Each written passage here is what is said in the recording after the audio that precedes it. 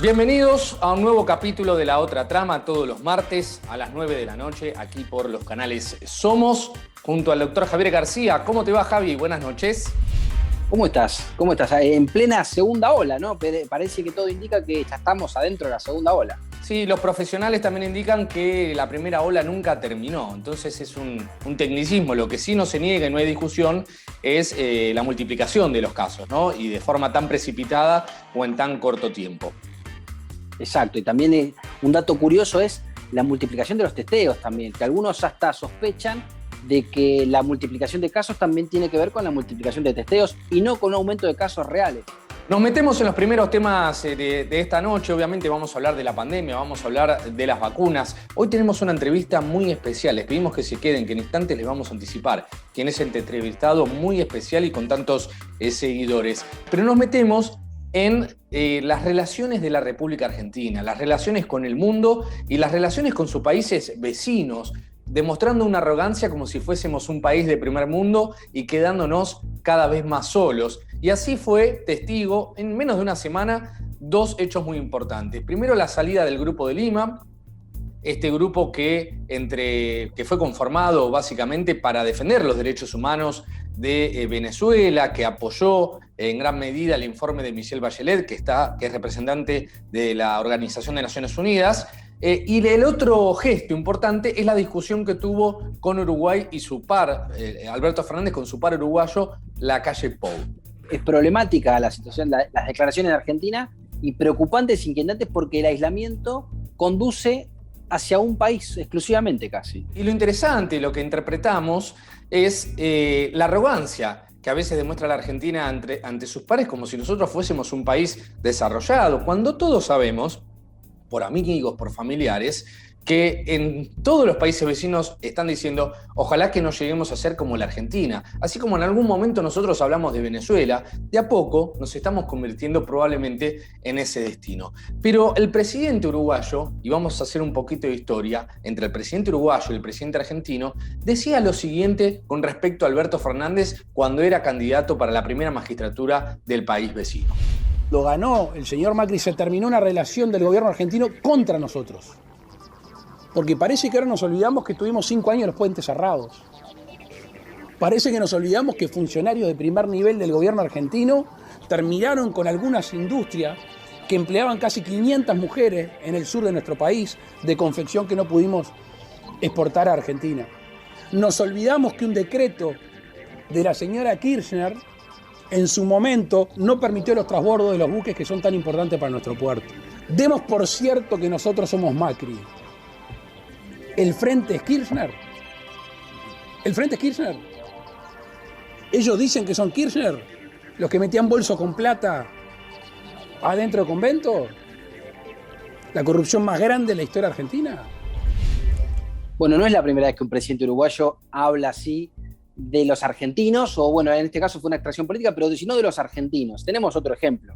Nos metemos ya en la primera nota de esta noche, que es con el economista y candidato Javier Milei, que es un amigo de la casa, un amigo personal nuestro. Van a encontrar un léxico coloquial y ciertas palabras de cariño, pero sin embargo, y pese a nuestra amistad y buena relación, le hemos preguntado por cuestiones que al espacio que pertenece a Javier Milei le duele, pero eso va a ser en una segunda parte. Te quiero decir una cosa, Moreno no es tan amigo y nos decía jóvenes, por lo menos en eso nos tuvo una mirada más sensible Moreno la semana pasada. Pero hablando del rumbo de la Argentina, le preguntamos, básicamente, y entre otros temas, primero sobre el escenario económico de nuestro país, y segundo, hacia dónde va la Argentina y cómo es este camino que transita para parecerse cada día más a Venezuela.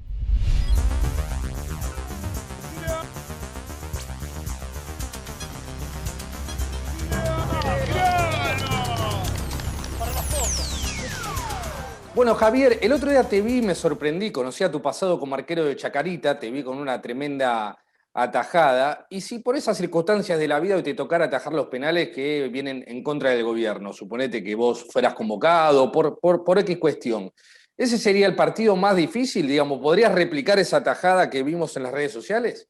Podría replicar esa y muchísimas mejores, porque tengo todas las condiciones técnicas como para poder aportar al país las soluciones que quiebren esta decadencia que lleva hace 100 años. Javier, yo te quería consultar porque cuando fue la campaña presidencial, por ahí vos no tuviste una mirada muy crítica con Alberto Fernández o la candidatura de Alberto Fernández, y él también, antes de ser candidato, incluso hablaba muy bien de vos. Ahora no parecieran llevarse tan bien. ¿Cambió él o cambiaste vos? Él no resiste el archivo y yo sí. Él está diciendo cosas totalmente disparatadas y totalmente fuera de línea con lo que dijo en el pasado. Yo sigo diciendo las mismas cosas. Perfecto. Javi, ¿por qué al mismo tiempo que Cristina pide más plazo al Fondo Monetario Internacional, que el fondo ya se pronunció que eso es imposible, en su política internacional da un mensaje totalmente adverso con el tema de la salida del Grupo de Lima? ¿Vos creés que ese detalle se le puede escapar a Cristina Kirchner o es otro factor que nosotros no vemos? No, Cristina tiene un problema que no puede asociar causa y efecto. Entonces, o sea, de repente vive haciendo un gobierno antimercado, ¿sí? Antiempresa, y después lo quiere compensar diciendo que iba a Disney con Néstor y con sus hijos. Javier, recién hablábamos de Macri, que acaba de sacar su libro, que no es de autoayuda, sino es un libro de autocrítica, con varios puntos que él considera por los cuales fracasó su gobierno. Para vos, ¿cuáles fueron esos puntos? ¿La expansión del gasto, la salida del cepo, el acuerdo con el Fondo Monetario Internacional, el aumento de tarifas? No, para mí el error fundamental estuvo en la forma en que se encaró la política económica, en lo que tiene que ver con el gradualismo. El gradualismo nunca funcionó. Todos los programas gradualistas terminaron mal. Y es más, todos los programas de shock, salvo el del 59, terminaron bien, o sea, siendo expansivos, aumentando el empleo, aumentando el salario real y bajando la inflación. Ahí hubo una responsabilidad clara del señor Marcos Peña y de Jaime Durán Barba en decirle a Macri que esto no se podía hacer, y lo terminó, digamos, condenando al fracaso. Ese es el primer punto. El segundo punto es el tema de las tarifas. Digamos, ahí el problema es que Aranguren lo hizo gradual y mal. ¿Qué es lo que pasa?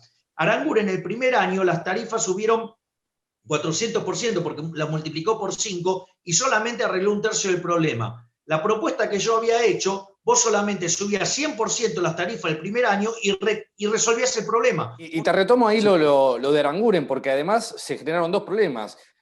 Multiplicó por 4 las tarifas y no bajó el gasto, porque seguía pagándole a las empresas con ATN, con atribuciones del Tesoro.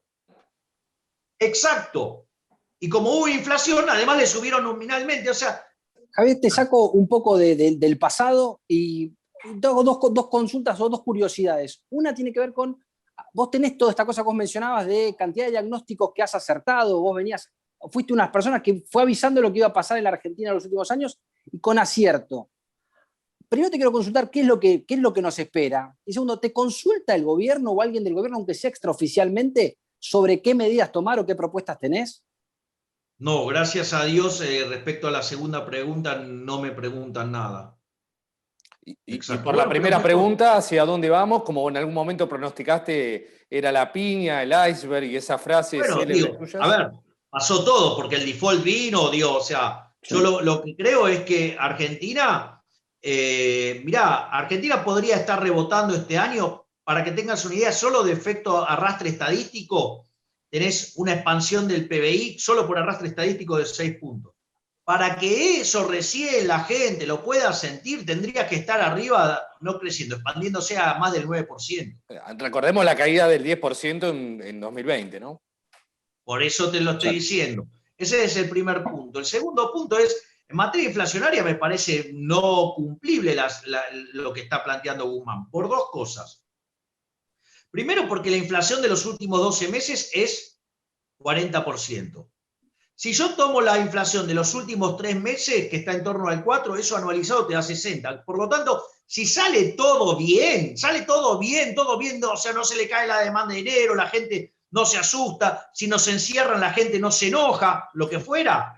En ese caso, si hoy estás viajando al 60 y venís de 40, en promedio te da 50. O sea que no cumplís la meta. Javier, vos sabés que yo a veces te escucho y comparto, te sigo hace mucho, nos conocemos, y a veces pienso que la Argentina ya fue explotando de a poco y quizás no nos dimos cuenta, ¿O realmente viene una explosión mucho más grande como la vaticinás vos? Digamos, no es que descrea, todo lo contrario, o sea, apruebo en un 100% lo que decís. El tema es la interpretación, digamos, ¿no?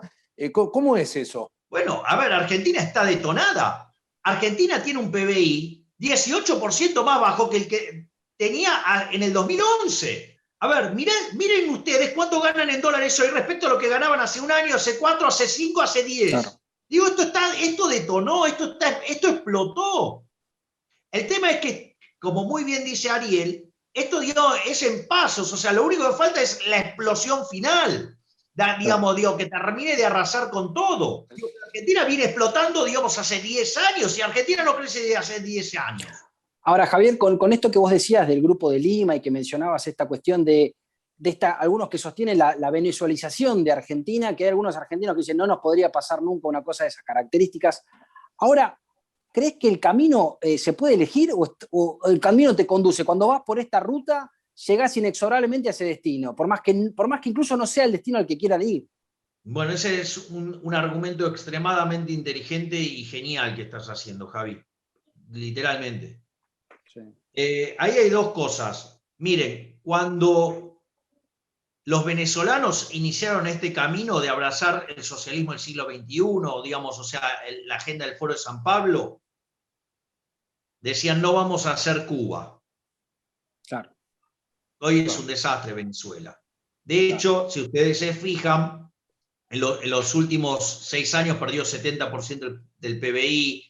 Hace 3 años seguidos que está con una hiperinflación que oscila entre el 4.000 y el 5.000%. Tiene 96% de pobres, 80% de indigentes, 6 millones de personas se fueron. Las personas perdieron 10 kilos de peso en promedio, o sea, una catástrofe. Es un horror. Bueno, en Chile dicen, no seamos como Argentina, o sea, con lo cual, cuando ven la película, digamos, todo el mundo ve cómo nos vamos deteriorando. Y entonces ahora voy al punto que vos muy, muy inteligentemente levantaste, Javier. Esto es la lógica, digamos, hago una condensación de 2 libros que a mí me parecen maravillosos. Uno es el libro de Ludwig von Mises, que se llama Intervencionismo, el mito de la tercera vía, y Camino de servidumbre de Hayek. Básicamente los sintetizo y digo, mira, hay 2 sistemas. Está el capitalismo y está el comunismo.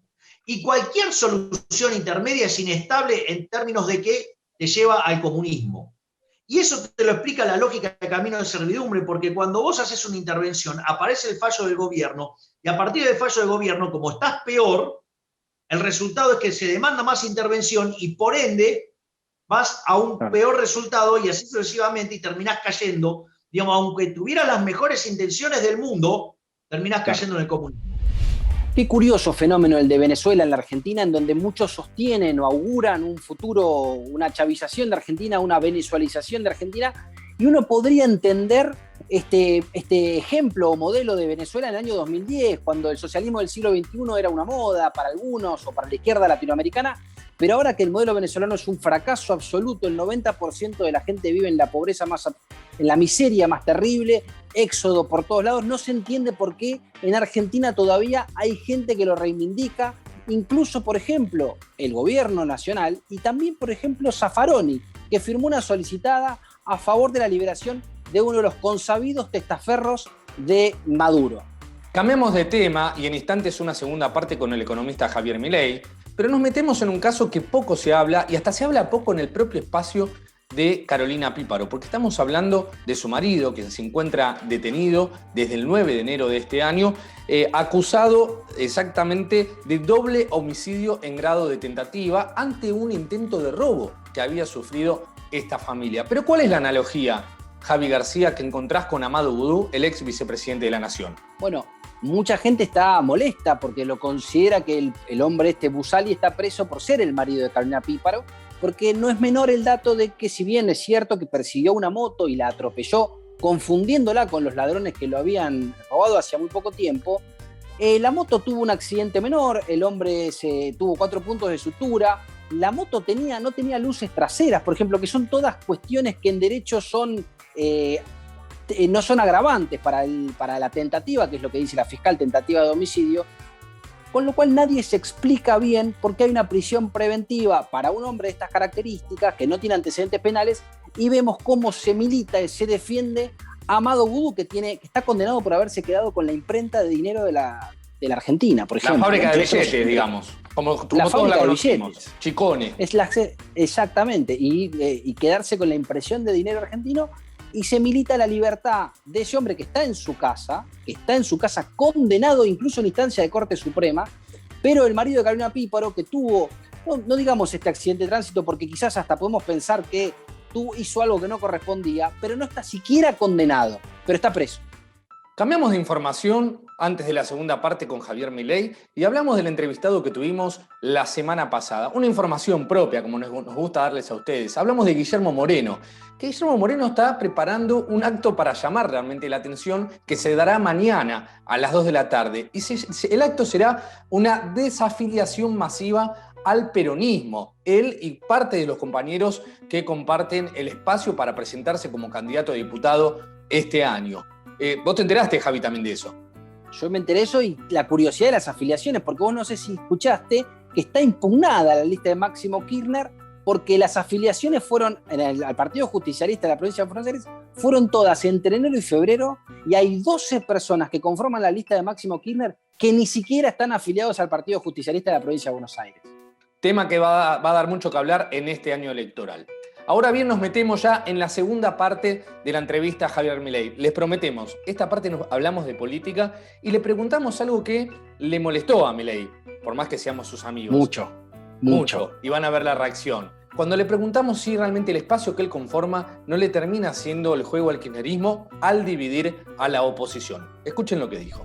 Me sorprende mucho la relación ahora con Patricia Bullrich cuando yo presencié el momento en que voló todo por el aire en un cambio de idea junto con Bullrich. ¿Hacia dónde va esa relación? La primera pregunta es, ¿por qué no saludarla? Claro. No, eso está ¿No? perfecto. Digo, Eso está perfecto. pero vos sabés el sentido de las fotos en política, las fotos tienen un sentido. Obviamente valoramos que se saluden adversarios en la política. Pero quiero seguir. Una vez que, digamos, nos saludamos, eso es muy importante, es un gesto muy, muy bueno de ella, porque ella, siendo la presidente del PRO, me reconoce como un líder de la oposición. Claro. Y juntos señalamos al kirchnerismo como el máximo enemigo. Sí. Ese es un dato, digamos, que yo creo que lo tienen que tener claro. Reconocemos al kirchnerismo como el máximo enemigo. Y después, lo que les propongo es que después hubo declaraciones tanto de Patricia Bullrich como mía. Y tanto Patricia Bullrich como en mi caso, ambos señalamos que estamos en proyectos políticos distintos. Ahora, está claro que contra el kirchnerismo, evidentemente nadie que tenga dos dedos de frente lo va a dejar pasar.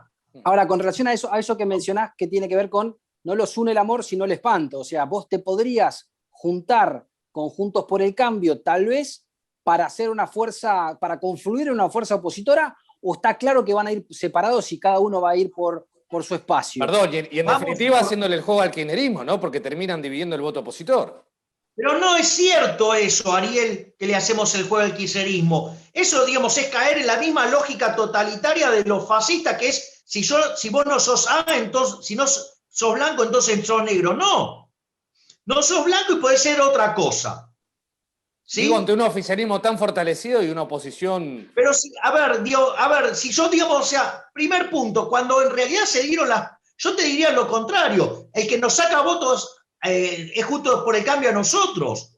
¿Por qué? Porque hay gente liberal. ¿O acaso no puede haber gente liberal en la Argentina? Sí. Hay gente liberal. Entonces, ¿qué es lo que sucede? En ese contexto, ¿sí? Creer que, Cambiemos fue el 41%, es falso. Cambiemos no es dueño del 52% de los votos, 53% de los votos. Cambiemos es dueño, si vos querés, si se pudiera llamar algo así como ser dueño, del 31% de los votos. Sí. Hay 10 puntos que claramente no son de ellos. Sí, pero con el punto que te hace Ariel, tiene que ver con Juntos por el Cambio ganó y fue gobierno, porque el peronismo fue dividido en la expresión del Frente para la Victoria y la expresión de Sergio Massa. Cuando se unieron, por eso es importante a veces pero si vos me reconocés que el gobierno de Juntos por el Cambio fracasó porque fue socialista, porque nunca, digamos, decidió hacer los cambios, porque se comportó como un gobierno tibio socialdemócrata, ¿sí? Digamos, porque eso era lo que le metía en la cabeza Jaime Durán Barba y Marcos Peña a Macri, y Macri se dejó influenciar y tomó esas decisiones incorrectas.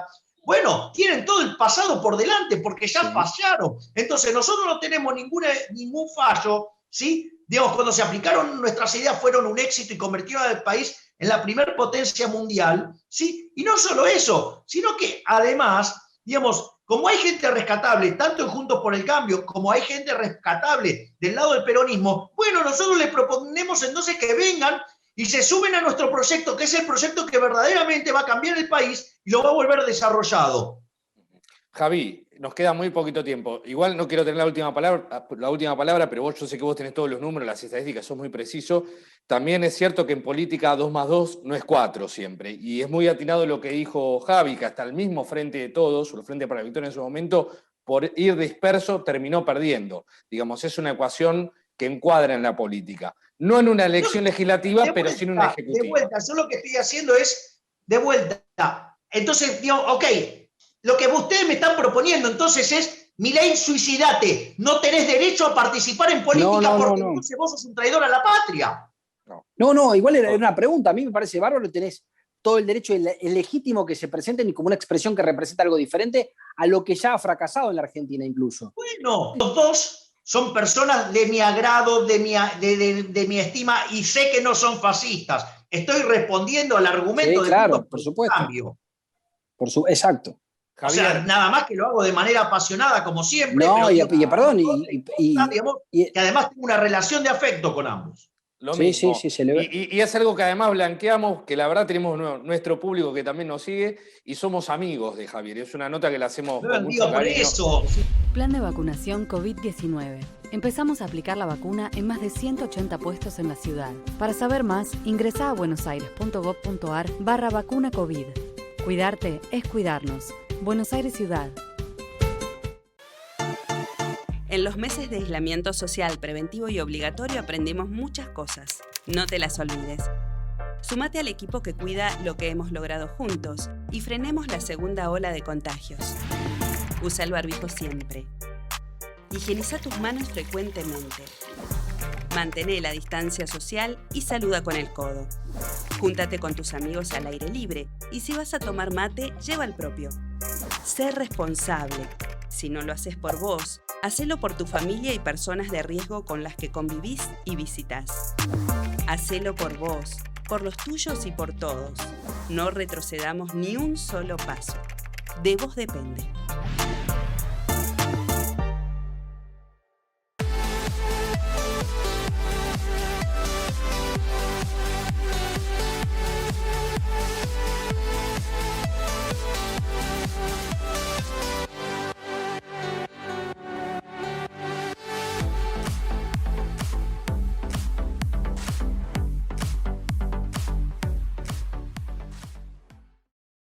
Este verano viví la costa de Vicente López como si fuera la primera vez.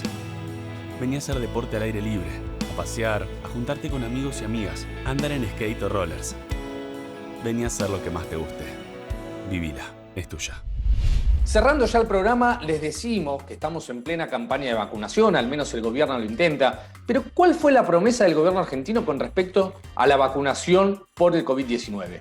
Bueno, lo curioso es que en diciembre del año pasado ya, el gobierno anunció que entre enero y febrero iban a estar vacunados 10 millones de argentinos. Por supuesto que eso no ocurrió, pero hace pocos días Santiago Cafiero, el jefe de gabinete, anunciaba la llegada y la compra y la concreción de 5 millones de vacunas totales en Argentina hasta este momento. Estamos en abril, prometieron 10 millones de vacunados en enero y febrero y recién vamos a tener 5 millones de vacunas en abril. Mientras tanto, hasta el día de la fecha, según números oficiales, en la Argentina fueron aplicadas 3 millones de dosis. Esto es menos del 10% del total de la República Argentina. Primera dosis solamente. ¿Saben cuántas personas les aplicaron la segunda dosis? Poquito más de 600.000. Sin embargo, el gobierno insiste con promesas, y ojalá que se cumplan y no sigamos viendo promesas incumplidas, con la llegada de 7 millones de dosis de China, la famosa vacuna Sinopharm, que en los últimos días fue aprobada para mayores de 60 años. Muy bien, nos despedimos y agradecemos como siempre el acompañamiento en las redes sociales, los comentarios. Mandamos nuevamente un saludo a Ilustremos, a varios de nuestros seguidores. Sé que están esperando el tema del reloj, nosotros lo estamos arreglando de forma interna. El reloj va a llegar probablemente ya para principios del mes próximo, porque estamos esperando a acumular un número más de seguidores, claro, ¿no? Para que sea un poco más equitativo. Nos reencontramos el martes próximo a las 9 de la noche y recuerden también que nos pueden volver a ver el próximo viernes a las 2 de la tarde la repetición de La Otra Trama. Nos vemos el próximo martes, Javi. Nos vemos el martes. Chao.